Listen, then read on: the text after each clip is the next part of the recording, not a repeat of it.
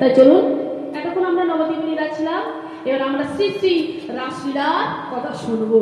হ্যাঁ গো মায়েরা, রাস, রাসের বানানটি কি বলুন তো? কি রয়কা তার বছর খন্ড তো অন্য তাহলে কি বলুন, সঠিকটা আমি বলুন। রয়াকা দন্তেশ্ব। আচ্ছা, রয়া আকার আর দন্তেশ্বর মাঝে যে আকারটা, ওই আকারটা যদি মুছে দিই কি হবে? তাহলে আজকে আমরা সেই রসে সবাই মিলে ডুববো। আগো তাই উজ্জ্বল নীলমণি গ্রন্থে শ্রী গোস্বামী পাদ কলম দিলেন কি রসনম সমহ রাস, অর্থাৎ সকল লীলার নির্যাস হলো এই রাস লীলা। ভগবান যাহা কিছু লীলা করেছে সর্ব উত্তম নবলীলা শ্রী শ্রী রাসলীলা। তো এই যে রাসলীলা করেছিলেন প্রভু আমার, তিনি কয় প্রকারকে গোপীদেরকে নিয়ে রাস করেছিলেন? কয় প্রকারের? 3 প্রকারের গোপী, নিত্য সিদ্ধা, কৃপা সিদ্ধা, সদন সিদ্ধা। এই নিত্য সিদ্ধ গোপী কারা বলুন তো? নিত্য সিদ্ধ গোপী হলো আমার রাধারানী এবং রাধারানীর অষ্টসখী। এরা হলো নিত্য নিত্য আমার গোবিন্দকে সেবা দিত। রাধারানী এবং অষ্টসখী এরা হলো নিত্য সিদ্ধ গোপী। এরা গোবিন্দকে রোজ রোজ নিত্য নিত্য সেবা দিত। এবার সাধন সিদ্ধ গোপী কারা? সাধন সিদ্ধ গোপী কারা জানেন? যারা যুগ যুগ ধরে সাধনা করে একটা রজনী মিলে গোবিন্দকে স্বামী রূপে পেয়েছিল। আর তারা কারা? তারা ওই সাধন সিদ্ধ গোপী কারা না? সাধন সিদ্ধ গোপী কারা জানেন?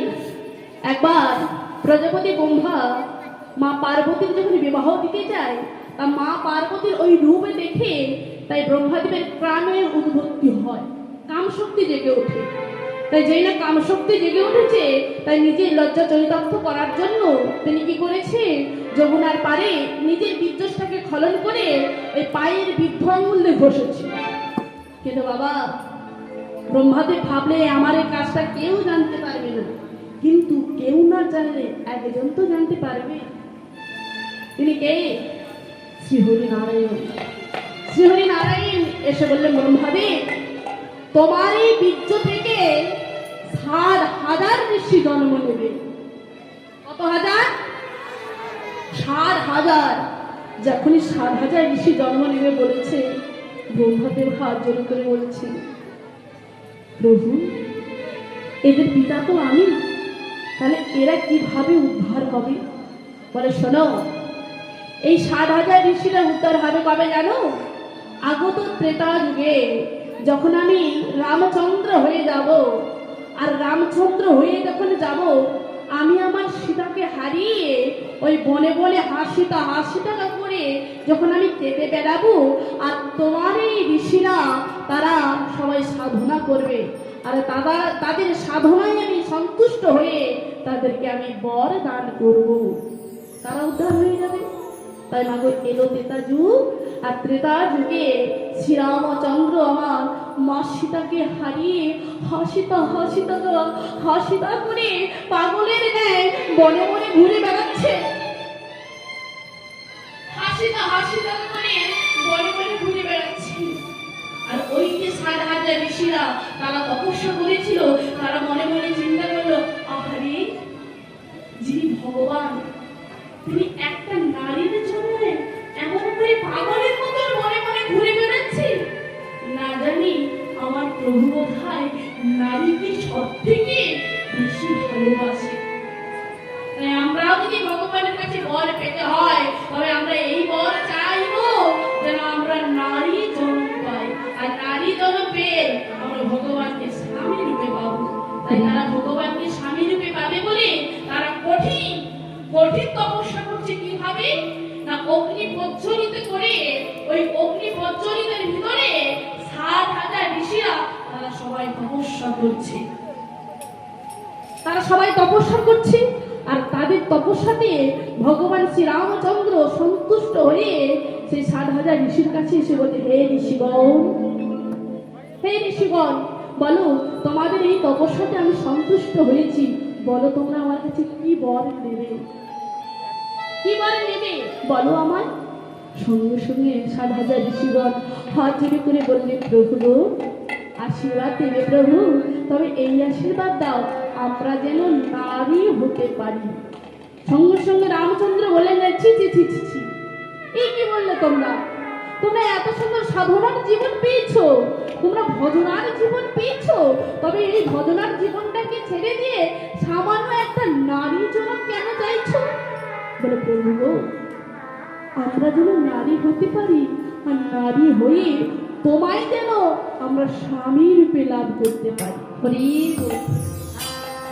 ভগবান বলেন, সে কি?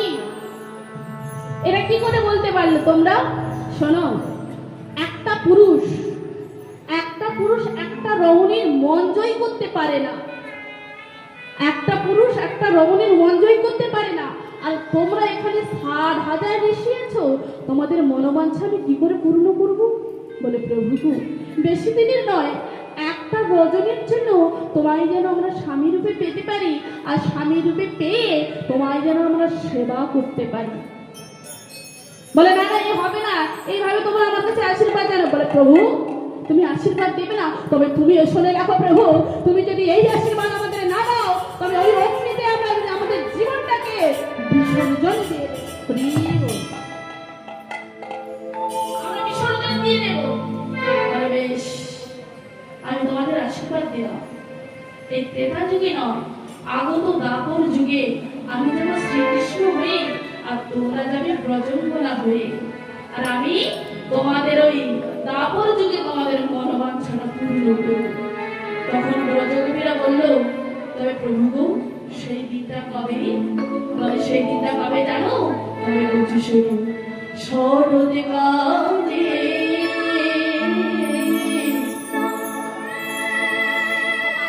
পূর্ণিমাতে, ওগো শরৎ কালে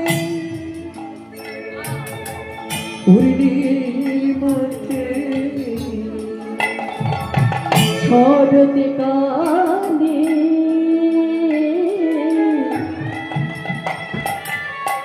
পূর্ণিমাতে, ওগো শরৎ কালে পূর্ণিমাতে, আমি বাজাবো বাঁশি, থেকো কারি পেতে, শরৎ কালে পূর্ণিমাতে, ওগো শরৎ কালে পূর্ণিমাতে, বাজাবো বাঁশি,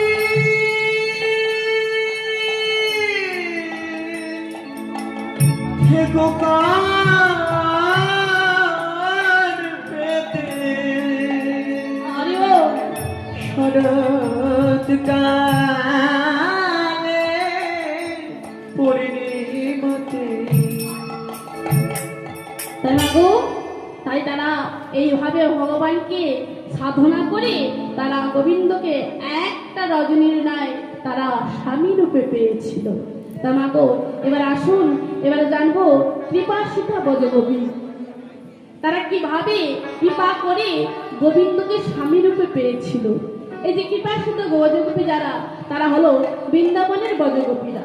তারা বৃন্দাবনের ব্রজগোপীরা কি করতো মা? তারা প্রত্যেক দিন ব্রহ্ম মুহূর্তে ওঠে তারা কি করতো না, তারা যমুনাতে যেত। তার যমুনাতে গিয়ে মা কাত্যায়নের মূর্তি তৈরি করতো। ওই যে কাত্যায়নের ব্রত যেটা কার্তিক মাসে আপনারা করেন, তো কার্তিক মাসে ব্রত করেন মা? করেন? কেউ করে না? করেন বাবা? বাহ, খুব ভালো। অন্তত ব্রত রাখতে পারেন না পারেন, অন্তত কার্তিক মাসটা একটু নিরামিষের সেবা করবেন। অন্তত অনেক কিছু এর নিয়ম আছে। আপনারা সংসার মানুষ, আপনারা সবাইকে নিয়ে সংসার করছেন, এত কিছু নিয়ম নিষ্ঠা করতে পারবে না, অথচ বা অন্তত এইটুকু বলবেন, নিরামিষে সবাই মিলে আহারটা সেবা করবেন, আঁশ খাবেন না, আঁশ জাতীয় কিছু খাবে না কার্তিক মাসটা। হৃদয় গৌর হরি বল। তোমা গো, এই যে ব্রজগোপীরা তারা কি করতো, তারা ব্রহ্ম মুহূর্তে ওঠে যমুনার পাড়ে গিয়ে তারা মা কাত্যায়নীর মূর্তি তৈরি করে মা কাত্যায়নীকে ডাকতো। আর কেমন করে ডাকতো গো মা? ওম সর্বমঙ্গল মঙ্গলে শিবে সর্বার্থ সাধিকে শরণে অম্বগে গৌরী নারায়ণী নমস্তুতে সৃষ্টির শ্রী বিনাশানং শক্তি ভূতে সনাতনে গুণো শ্রী গুণো নারায়ণ নমস্তুতে শরণাগতী নাথ পরিত্রাণায় পরায়ণে সর্ব শান্তি হরে নারায়ণী নমস্তুতে সর্ব সর্বে হরে নারায়ণী নমস্তুতে সর্ব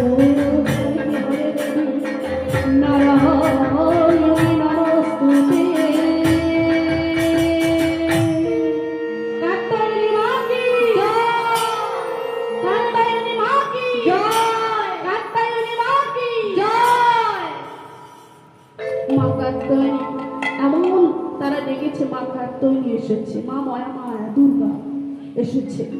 আর এসে বলছে, হে ব্রজগোপী বলো, তোমাদের তপস্যায় আমি সন্তুষ্ট হয়েছি, বলো আমার কাছে কি বরে নেবে। যেই না মা এসেছে, যেই না মাকে মনের কথাগুলো বলেছে, মা বলছে, ব্রজগোপীরা বললেন, হে মা, হে যোগমায়া, আমরা কিছু চাইনি মা, আমরা চাই ওই কৃষ্ণচন্দ্রকে যেন আমরা সবাই স্বামী রূপে পেতে পারি, আর স্বামী রূপে পেয়ে তিনাকে যেন আমরা সেবা করতে পারি। আমাদেরকে তুমি এই আশীর্বাদ দাও মা, এছাড়া আর আমরা কিছু চাই না। বলে বেশ, তোমাদেরকে আমি এই আশীর্বাদ দিলাম, ওই শ্রীকৃষ্ণকে তোমরা সবাই স্বামী রূপে পাবে। কি বললো মা? কৃষ্ণচন্দ্রকে তোমরা স্বামী রূপে পাবে। তাই মা গো, তারা যেই না বর পেয়েছে তাদের মনে আর আনন্দ ধরছে না। হ্যাঁ গো মা, আর আনন্দ ধরবে? এমন যদি আপনারা কেউ আশীর্বাদ পেয়ে যান, তবে আপনাদের আনন্দ হবে না, কষ্ট হবে? বলে দরকার নেই বাবা, যে স্বামী বেশি বেশি গয়নাকাটি কিনে দিতে পারবি, যে স্বামী বেশি শাড়ি কিনে দিতে পারবে তাকে ভালোবাসো। ওই কৃষ্ণকে ভালোবাসলে কি দিবে? শুধু দুঃখ আর কষ্ট ছাড়া কিচ্ছু পাবো না। ও মা, সত্যি কথা বলছি, ভগবানকে ভালোবাসলে দেখবেন বেশি দুঃখ কষ্ট পেতে হয়। তাহলে ভালোবাসা দরকার আছে? আছে, কিন্তু আপনি বুঝলেন, কিন্তু আমরা কি সবাই বুঝতে পারবো? বলে দরকার নেই, আমার স্বামীকে ভালোবাসলে আমার বেশি গয়না দেবে, শাড়ি দেবে, ওই ভগবানকে ভালোবাসার কোনো দরকার নেই। তাই বল, হরি বল। হ্যাঁ গো মা, ভগবানকে ভালোবাসুন, ভগবানকে ভালোবাসলে আপনাকে উদার করে আপনাকে সবই দেবে, কিন্তু ভালোবাসাটার মতন ভালোবাসতে হবে। তাই না গো, তারা ব্রজগোপীরা যেই না তারা আশীর্বাদ পেয়েছে, তারা একে অপরকে ডেকে বলছে, এই গোপী, আরে আরে শোন, আমরা তো আশীর্বাদ পেলাম, আমাদের তপস্যা সন্তুষ্ট হয়েছে, তাই শোন, আমরা এবার যমুনাতে স্নান করে তারপরে যে যার বাড়িতে চলে যাবো। চলো চলো চলো, স্নান করি চলো। যেই না স্নান করতে গিয়েছে যমুনার পাড়ে, এমনি আর এক গোপী বলে, এই গোপী শোন শোন শোন, আরে আমাদের তো একটা বসন করে এসেছি, কিন্তু ওই বসনটা যদি ভিজিয়ে দিই তবে করবো কি, করবোটা কি?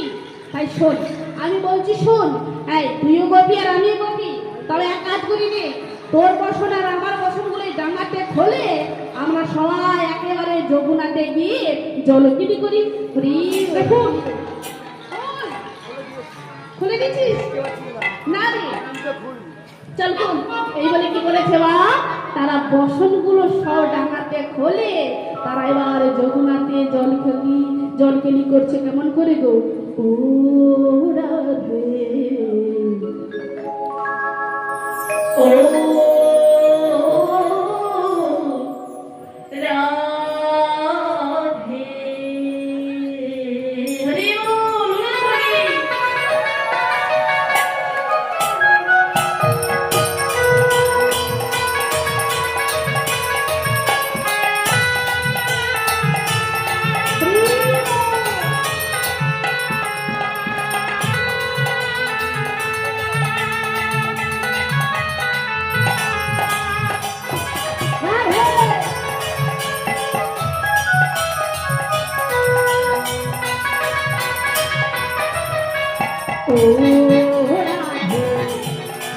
ও রাধে ও রাধে ও রাধে রাধে তোমায় আমার রাধে তোমায় রাধে তোমায় আমার রাধে তোমায় বারে বারে করছি যে মানা ও করছি যে মানা যমুনাকে জানাইতে যাইও না ও রাধে ও রাধে ও রাধে ও রাধে প্রিয়া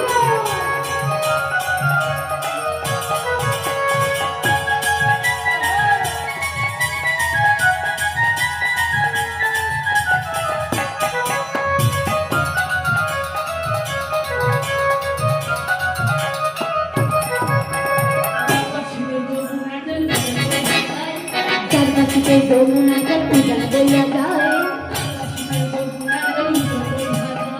চারপাশে যমুনা জল উজান বইয়া যায় ঘরে থাকা যায় ও রাধে ও রাধে ও রাধে ও রাধে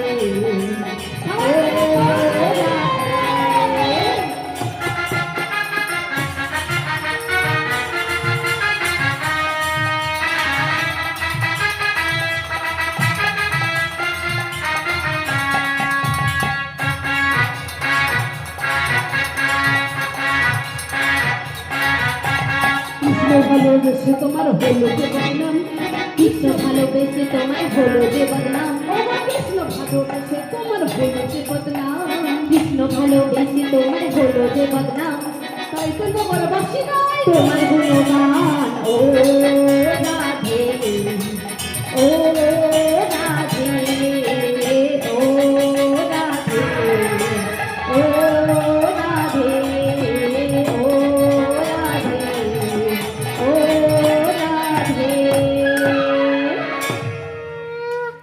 আরে বান্ধবী তবে নে তোরা আর আমরা সবাই মিলে জল খেতে করি তাই কি করেছে মা তাই একে অপরের গায়ে জল দিচ্ছে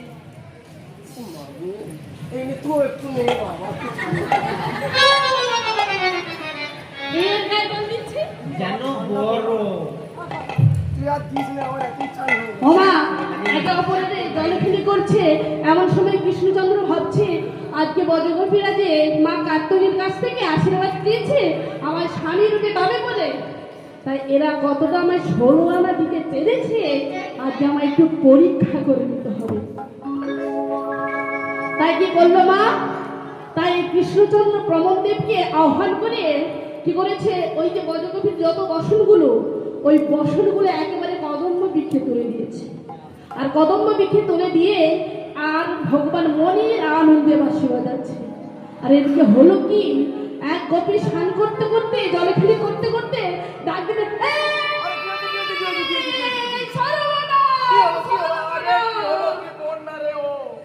আরে দেখতে পাচ্ছিস না কি হবে পুরি কি হবে রে ওই দেখ আমাদের বসনগুলো একদম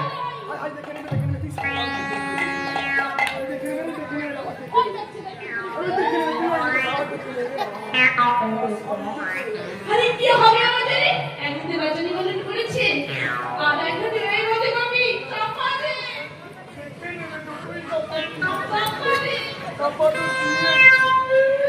সঙ্গে সঙ্গে আরেক রজনীগন্ধা বলছে এই কবি ওই দেখ দেখ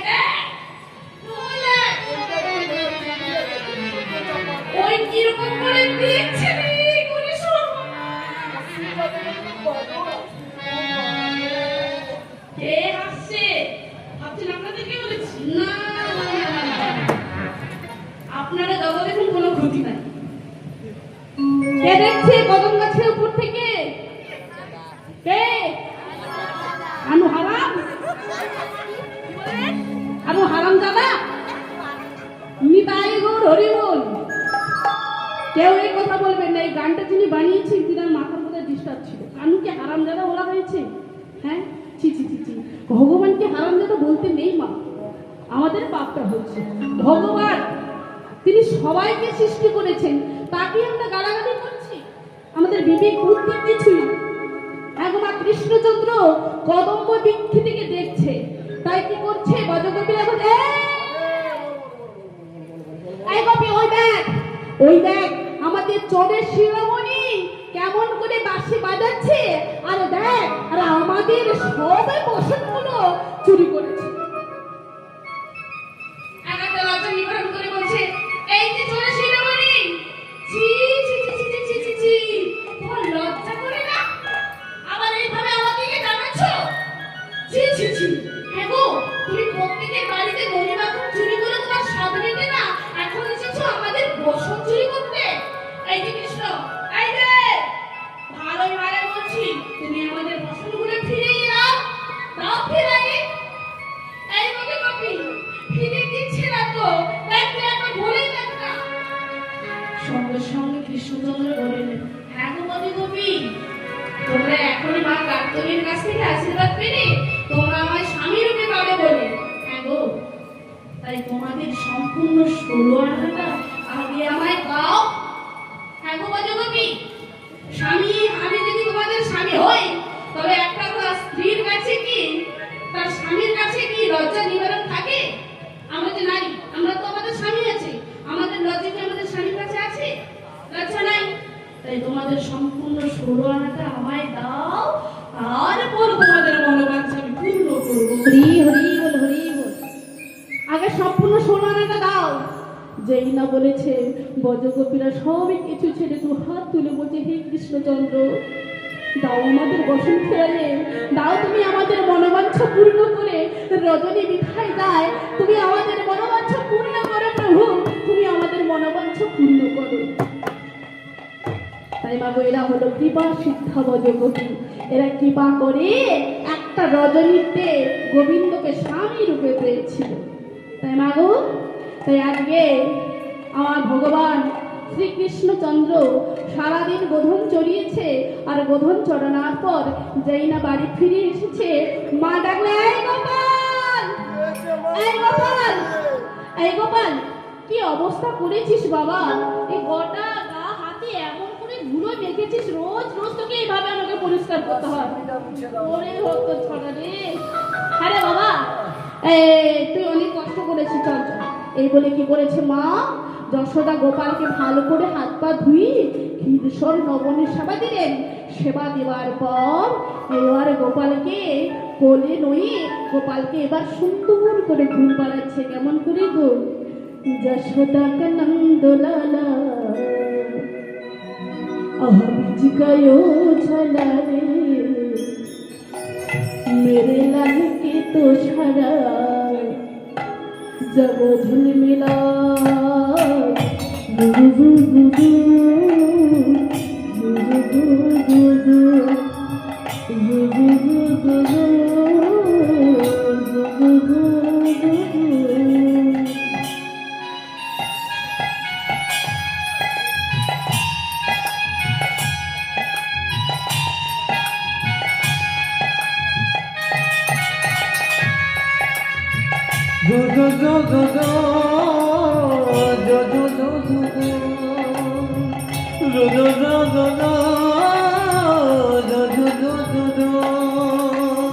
যশোদা का नंद लाला दीदी का उजाला है, मेरे लाल के तो सारा जग झिलमिलाए।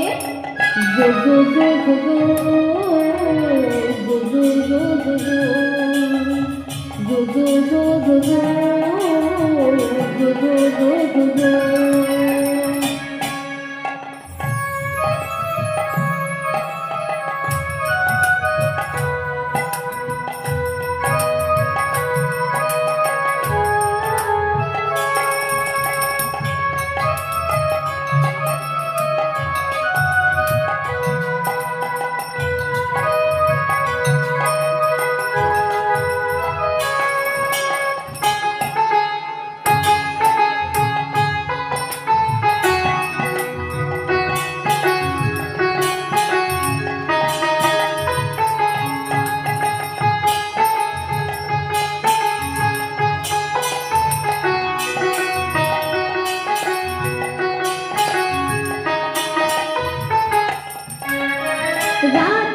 ठंडे ठंडे हवा गा के सुलाए, भोर गुलाबी फूल के झुमके जगाए।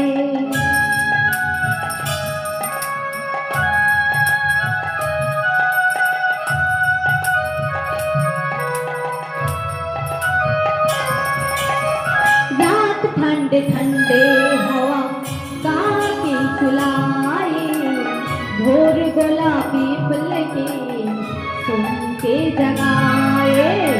जू जू जू जू जू जू जू जू जू जू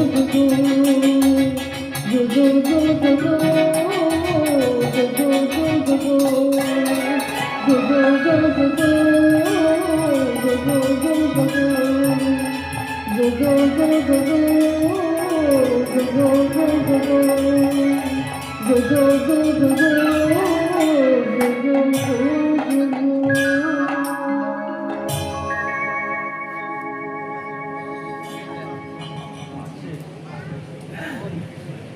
রাধি এবার মা কি করেছে, গোপালকে ভালো করে ঘুম করিয়েছে।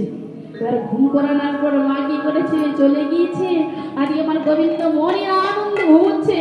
কিন্তু মা যোগমায়া ভাবলেন, ভগবান যদি আজ এইভাবে ঘুমোয়, তবে আমি যে ব্রজগোপীদেরকে কথা দিয়েছি তারা ভগবানকে স্বামী রূপে পাবে, তবে রজনী যে বিধায় চলে যায়।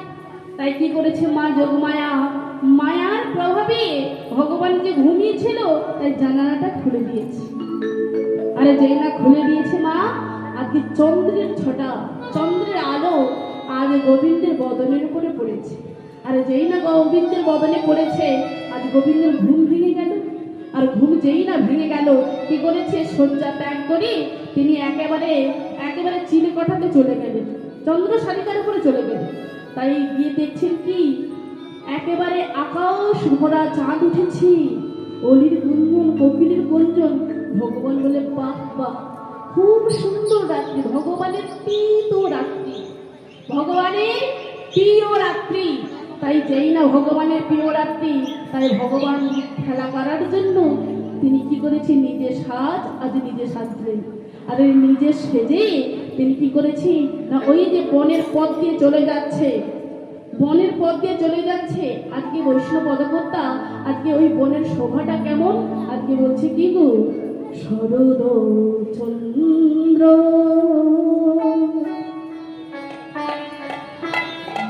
পবন বন্দ, শরদ চন্দ্র পবন বন্দ, বিপিনে ভরল কুসুম গন্ধরে, গন্ধরে গন্ধরে আহারে।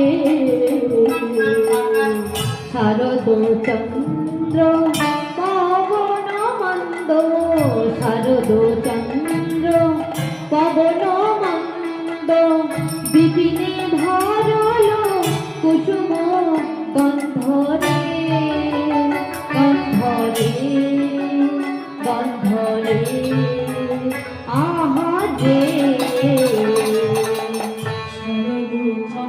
চন্দ্র অনন্ত বিপিনে ভরল কুসুম গন্ধরে, গন্ধরে গন্ধরে আহারে।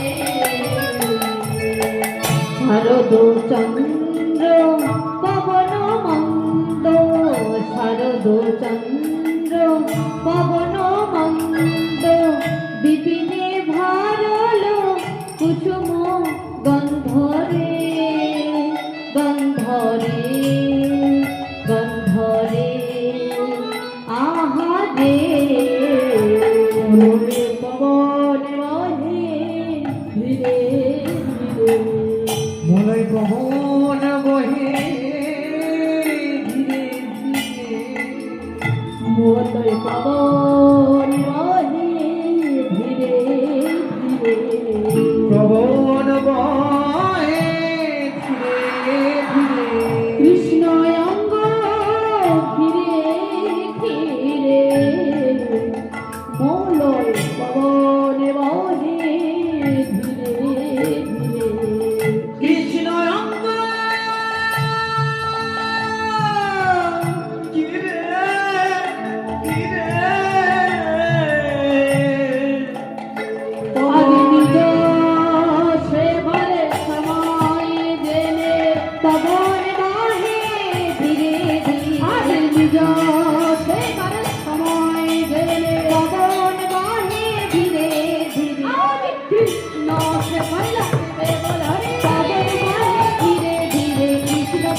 আসবে বলে মনে বলে ধীরে ধীরে মলয় পবন বহে ধীরে